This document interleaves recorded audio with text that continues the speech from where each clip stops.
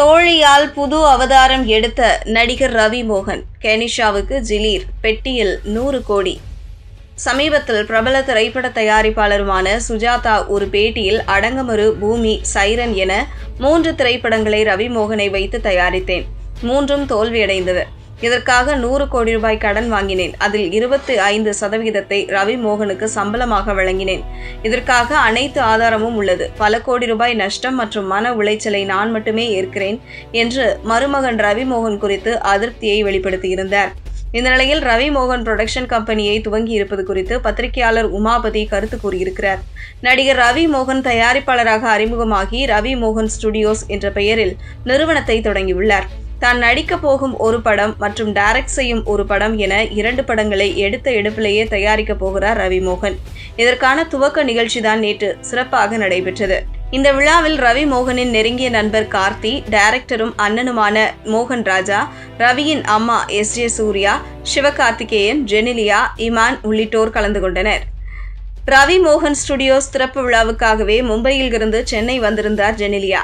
அவருடன் கணவர் ரித்தேஷும் வந்திருந்தார். விழாவில் ரவி மோகன் பேசும்போது கெனிஷா திடீரென எமோஷனல் ஆகிவிட்டார். கெனிஷா கடவுள் கொடுத்த வரம் என்று ஜெயம் ரவி சொல்லவும் கீழே அமர்ந்திருந்த கெனிஷா நிகழ்ச்சியில் கண்ணீர் விட்டார். ஏற்கனவே நடந்த ஒரு விழாவில் கெனிஷாவை தன்னுடைய வாழ்வில் ஒளியாக வந்தவர் என்று ஜெயம் ரவி கூறியிருந்த நிலையில் நேற்றைய நிகழ்விலும் பெருமிதமாக பேசியிருந்தது அனைவரின் கவனத்தையும் பெற்றது.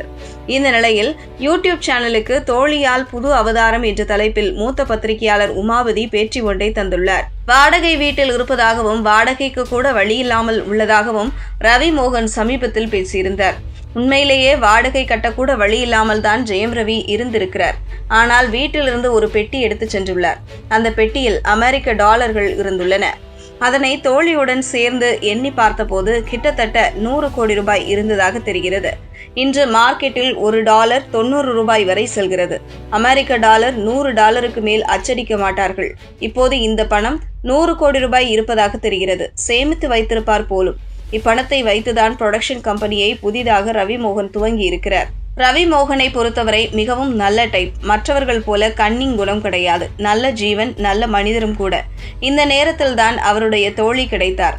நிறைய தியானம், யோகா உள்ளிட்டவற்றை தோழி கற்றுக் கொடுத்தார்.